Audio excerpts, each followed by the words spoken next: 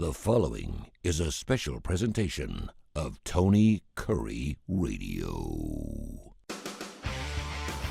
From hot dogs to cool kitties, this is Darkside of the Pooch.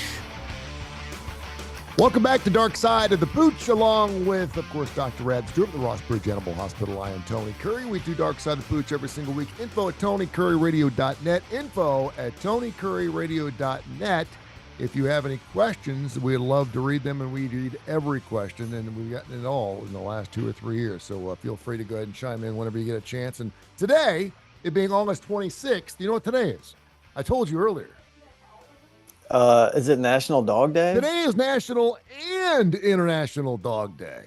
Oh, so wow. National Dog Day, and which is really amazing, quite frankly, because usually you'd separate those two, but it's International Dog Day. It's Dog Day. And if you go look up International Dog Day, dude, today, man, I mean, you can go like Petco and save like 75% off everything. I mean, every place is having like big sales today. Not at Ross Bridge Animal Hospital.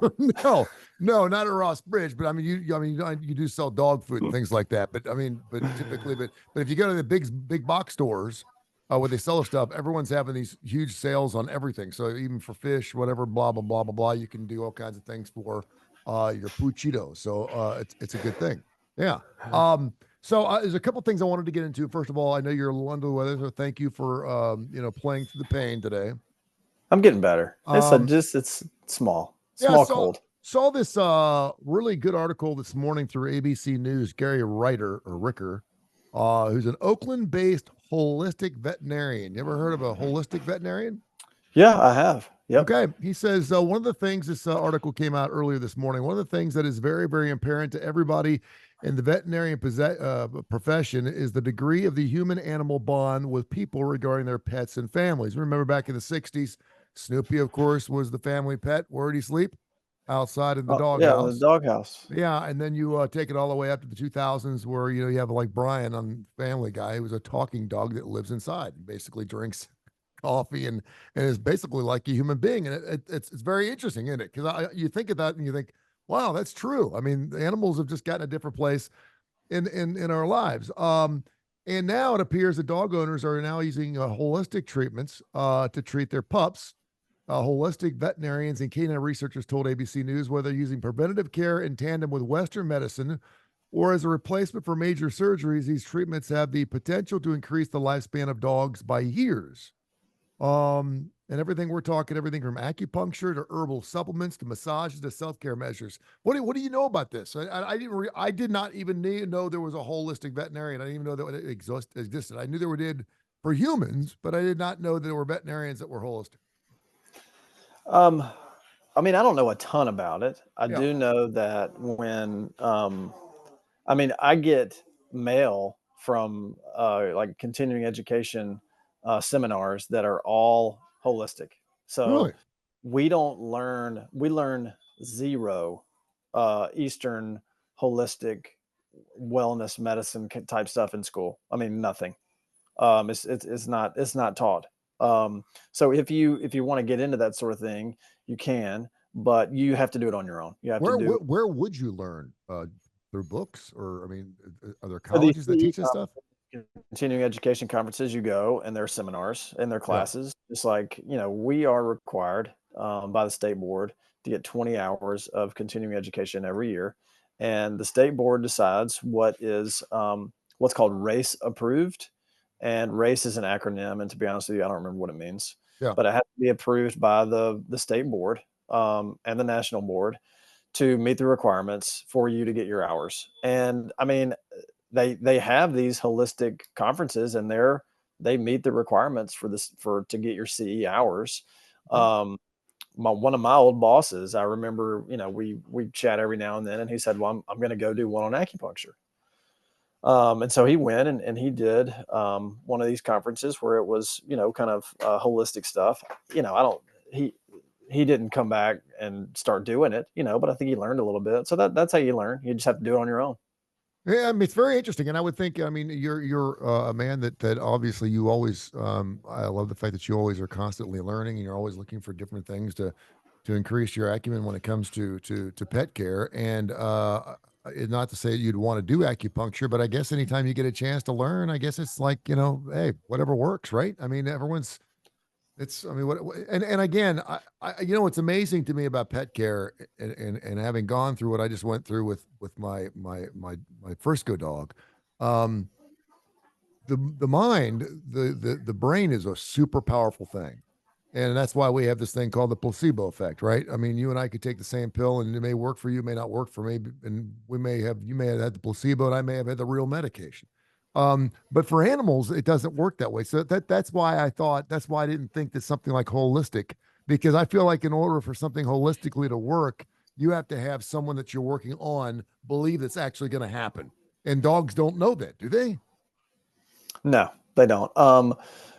So just another, I mean, I have seen acupuncture in action in horses though. When I was living in Arizona, one of my bosses did equine acupuncture, and I think it is much more prevalent in the equine world than it is the small animal world. Yeah. But I mean, we would go out to these farms and there were repeat customers. I mean, we would go every so often. So, you can argue with it all you want, but these horse owners at least saw some type of improvement in their horse's soreness or their, movements, or else I don't think they would have had us come out time and time again. But, you know, doing I've never seen acupuncture done on a dog. I don't know that I ever will. But the thing about horses is they are, I mean, the training that horses go through to stand a certain way or run a certain way or treat, like cows a certain way, to run after cows and those calves and that sort of thing. So the horses were trained to stand there, and we just popped them with all these acupuncture needles. I think doing that on a dog would be kind of difficult. Like, dogs aren't trained to stand there for hours on end, you Yeah. know. Yeah. That's no, I'm, I mean, I get massages because massages feel good and you are loosening up muscle mass and you can get knots out and stuff. I understand that. I can see but I mean, I also see where belly rubs make dogs happy too. And I think a happier dog is a healthier dog. So, I mean, I get that. You come over here and rub my belly right now. I'd probably be pretty healthy too. I'd be happy. Would Uh, you purr? you know what? It's funny because someone was talking the other night. What was it? When Harry met Sally, and Harry's talking about being with a woman. He said, I actually made a woman meow last night. I remember someone brought that up. He's like, I said, how'd your date go there? And he's like, I made her meow. And I was like, that's a great Phil line. No, I have not purred. I think I've moaned. Speaking of moaning, Panted? You panted? I have panted. Yes. Yeah. Yeah. I think it was more of just trying to catch my breath because I think I had to go up a flight of stairs before I took my clothes off. So the last couple months have been kind of crazy around here. We lost our Frisco dog. And so you know what the next phase is, right? When you lose a family pet, what happens? When you gonna get a new dog? And so the kids are like dropping subtle hints, boy, we haven't, we need to have another Australian Shepherd, or we need to have, another Havanese, or what was your first dog you like, blah, blah, blah, blah, blah. And I'm like, listen, right now I've got one dog. He seems to like it. He's laying behind me right now, and he seems to be very, very happy. I know that he was probably bummed out at first. He does sleep in the corner where Frisco's cage was, which I think is really interesting. And I've left his collar out, so he likes to sniff that because it reminds me of him, I guess. But he seems really happy. I have not had any accidents in the house. He has not peed or pooped in the house since Frisco died, which is kind of bizarre because I had an issue going on there. I have spent more time with him now because I only have one dog and it's easier to take care of one instead of two. But what is the reasoning? In other words, if you've had two dogs and one dies, is there a reason to get another dog? Is the other dog usually fine? Because mine seems to be really happy being the king of the house. I mean, if you can't see a glaring difference, then no. Yeah. I mean, I think some dogs would probably be more sad than others, but you would know. I think that you would know if he were very, depressed. So Yeah. if he's not, then, yeah. I mean, you hate to be crass about it, but just like there are some people who are very attached and, they mourn certain things and losses and things like that. Let's face it, some people aren't. You Yeah. know, they're just not. And I'm sure that variants exist in dogs too. If I had the extra time, there's something very exciting about having a newborn in the house. That goes for babies too. I mean, really it does. I mean, it's exciting. I mean, there's a part of you, and then you realize, oh my gosh, I have a newborn in the house, whether it's a puppy or a baby, and you're like, it takes a lot of work, and it's a lot of hours. And now that I've kind of got things settled down a little bit, and I got one dog to walk instead of two, which is remarkably easier. I'm enjoying that process. I certainly wish Frisco was still here. I actually thought about him today, and I was kind of like, boy, I wish that dog was here. But he was my barker too, so I don't have anybody waking me up in the middle of the night, which is kind of nice. If I did want to get a replacement dog, is it important to get a dog the same size as the one that passed away, or does it matter the one that's still alive? No, it doesn't matter at all. Okay. You might want to, take Rainer, around, and if you have friends that have other size dogs, and see how he responds to certain size dogs, and see if Yeah. he, maybe opposes one versus the other. Just kind of see how he's going to react with the other dogs. Might be a good idea. And that's the one thing that I've noticed about him that is probably one of the best silver linings is whenever I used to take both of them for a walk, he would get in a fight with any other dog that got near either one of them. But when he's alone, he's totally cool. I don't know. I Yeah, don't know if it's a protective thing over Frisco. I don't know if it's a jealousy thing. I don't know what it was, but whenever Frisco dog was around, he would get in a fight with another dog. So whenever we walked the neighborhood, I'd have to pull him tight. But now when I walk him and there's another dog coming the other way, I can almost let him go and he's fine. He'll sniff him, wags his tail, and walks off. I don't know what that's great. that's all about. Makes Yeah. things way easier for you, but he was probably protecting Frisco, Yep. just a little territorial around his buddy, and maybe he's the territorial one, Mm-hmm.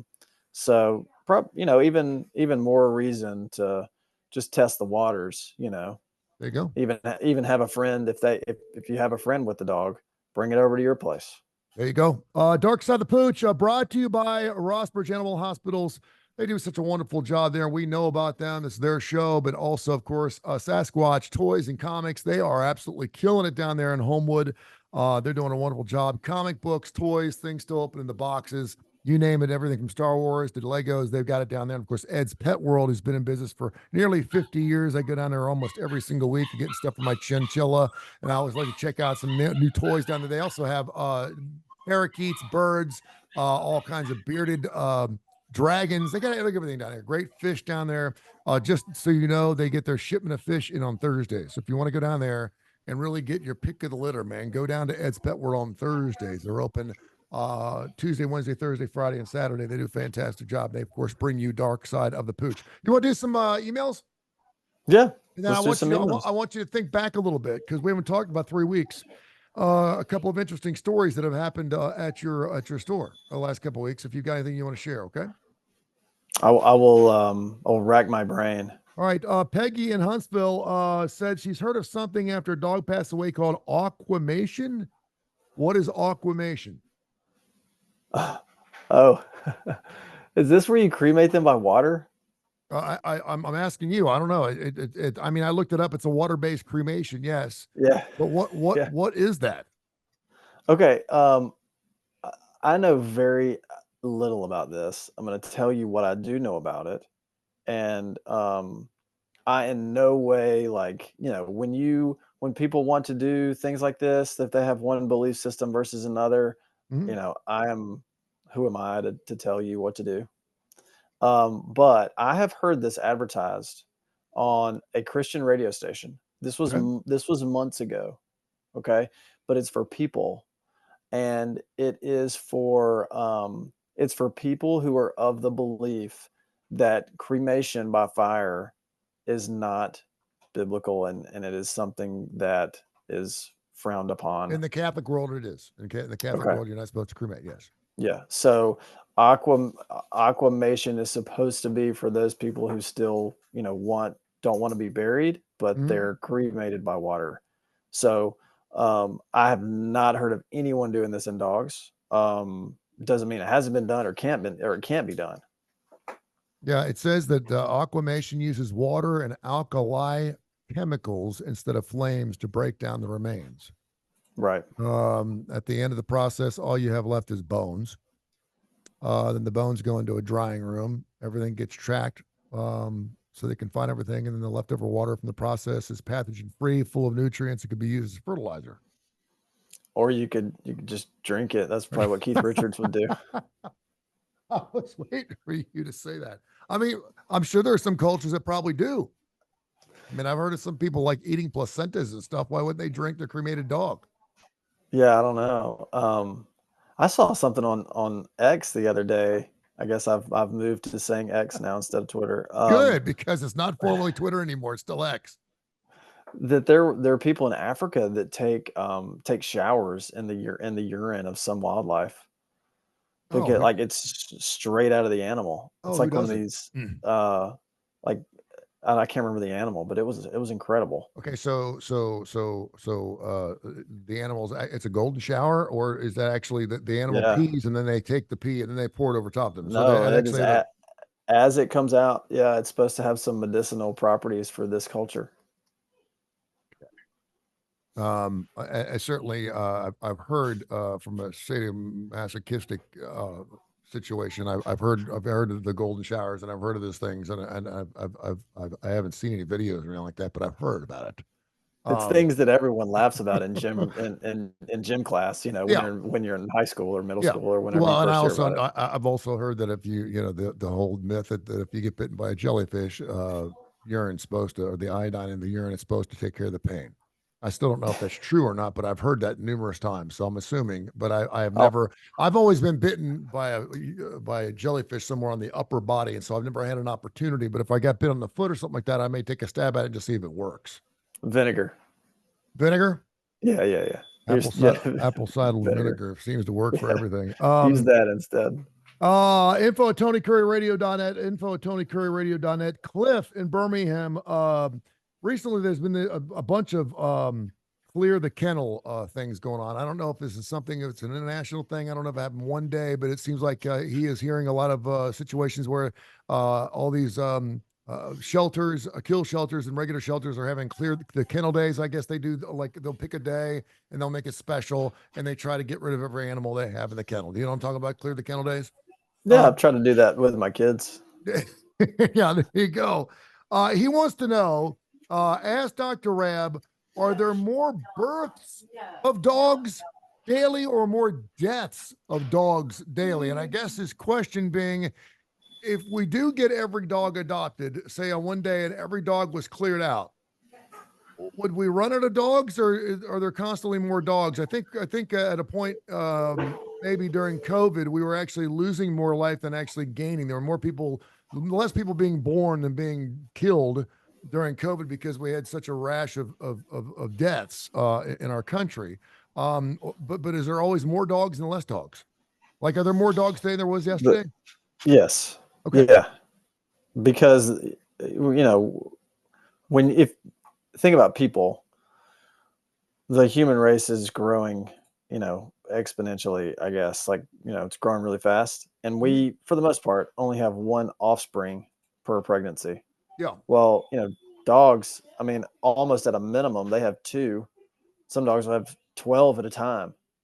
So when you have a pregnant dog, they don't just have one, they have multiple. So they're, and cats are a whole nother literally animal. That's why Bob Barker used to plead with people on The Price is Right to have their pets spayed and neutered, because otherwise you're going to be overrun. And humans are only in heat every 9 months, correct? Humans? Yeah. I mean, I say in heat. I mean, they can only get pregnant every 9 months. Man. I know some people are in heat all the time. You can only get pregnant every 9 months. Dogs can get pregnant more than once a year, correct? Yeah. So not only are you having like pups, like 6 or 7 pups, you have in a box full of them, but you can also get, like, a woman can't get pregnant twice in a year. I guess you could at the beginning, at the end. I'm not saying that females get in heat, so don't send me emails, please. Info at TonyCurryRadio.net, please. Send them emails. Come on, we'll read them on the air. Send them. Did Mr. Curry is to say that women are dogs, that we get in heat? No, I did not say that at all. Do not send that to me. Info at TonyCurryRadio.net, info at TonyCurryRadio.net. Tabby wants to know, how do you know if you're cutting your dog's nails right? Well, if they bleed, you're cutting them wrong.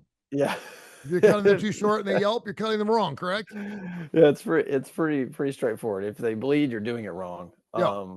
But it's pretty easy to make them bleed, especially if the nails are dark in color and not clear like mine, like my own personal nails. Yeah. But it's something that you just got to live with, and you'll make a mistake just like everybody else, and cut one too short and move on. Are you better to go ahead and cut short and just keep cutting until it gets uncomfortable for them, or just so sake of not having to take all day to do it, just go ahead and take an inch off and chop it off? Or should I just go ahead and cut it a little short? Take it easy and try not to, because sometimes you'll ruin them. You'll ruin the pet. They'll get really, really afraid. If you hurt them too bad, then going with them with those nail trimmers again will be tough. They won't forget. Okay. Bobby in Whitmore, I don't even know where Whitmore is, wants to know, I know why cats have whiskers. Why do dogs? Because they'd look funny if they didn't have them. Oh, yeah, that's the same way, same reason we have nipples. Yeah. Is it true? I mean, in my mind, it's true.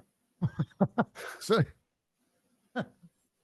I love it when you're kind of tired and cranky. I like when you not feel well. No, so there's no redeeming value at all to have for dogs having whiskers.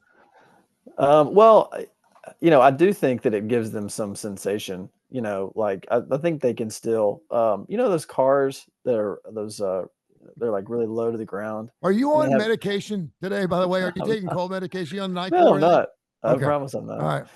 But I'm a little tired. I didn't sleep well. Yeah. So I think, I can still work well. I mean, it's not inhibiting my ability to work. Sure. But I think it inhibits my ability to, not have a filter. Yeah. But the things on cars that are really low to the ground, they have these things that stick out on the side. They look like zip ties. Yeah. And they're there because because these cars have really nice rims, Mhm. and they're low to the ground, so they're going to scrape curb. Yep. Well, those things are out there so that if they get too close to the curb, they'll hear it. I really do think that whiskers in dogs serve the same purpose. That's interesting. So they know that something's kind of close to their face. That'd be very, very interesting. I will mention this. My chinchilla, the whiskers are almost like toothpicks. They're really, really strong. Like you could like if I could pick one off, and I wouldn't because it looks like it would hurt. They're almost like quills. You could like floss your teeth with one. Pierce your ear with one. When you get up on one, I mean, you can feel it. It's like have you ever seen elephant hair? Mm-hmm.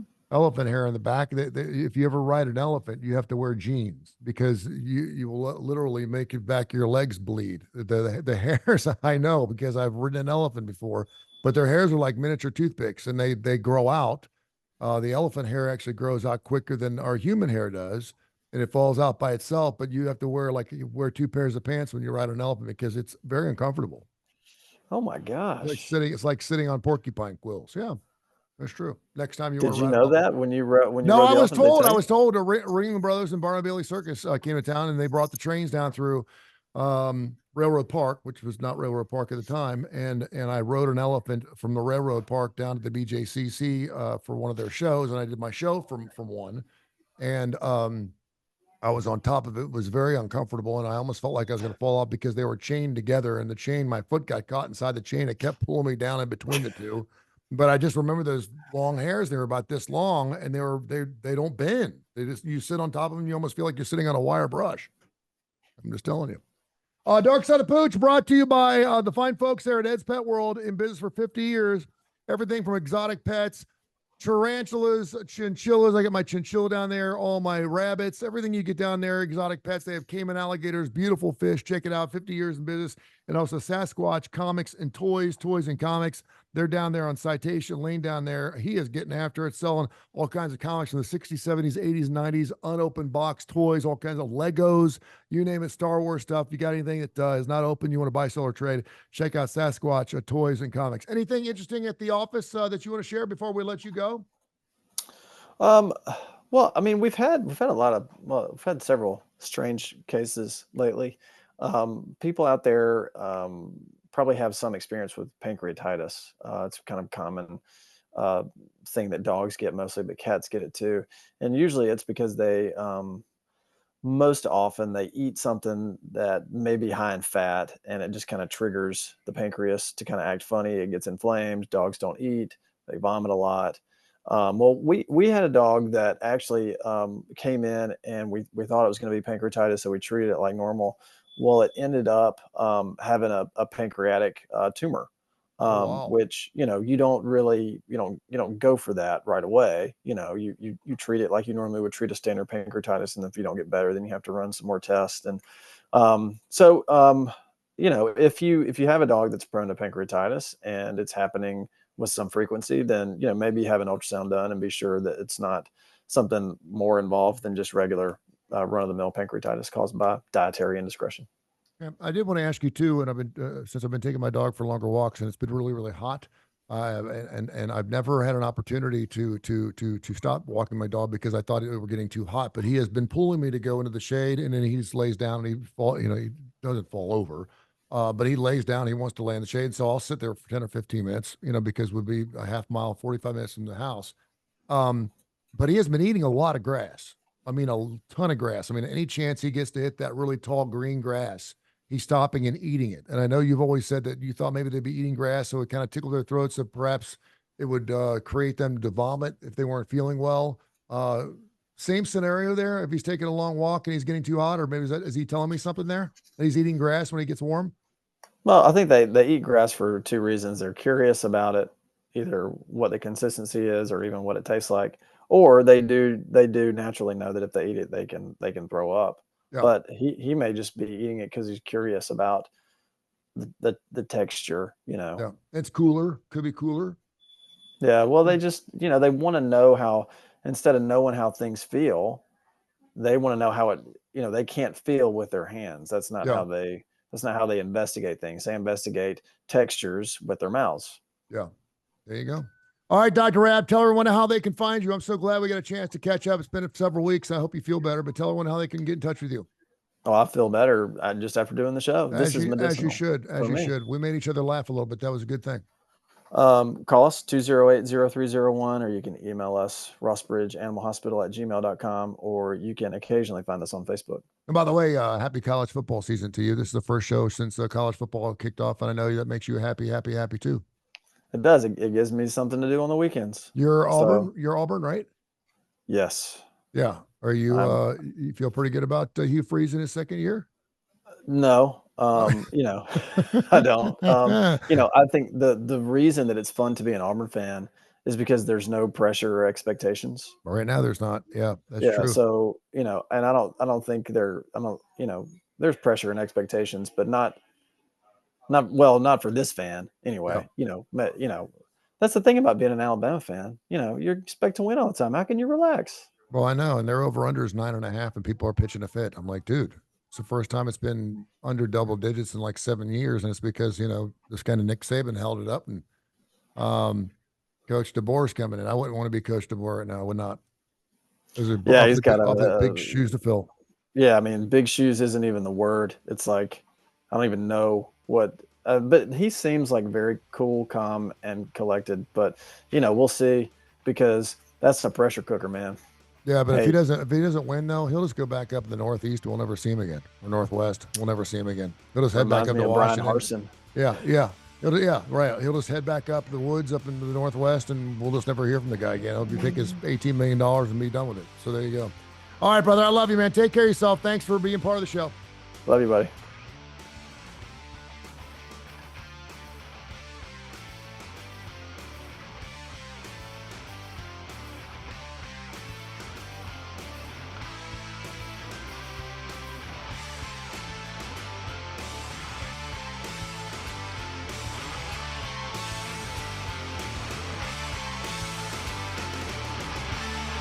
This has been a special presentation of Tony Curry Radio.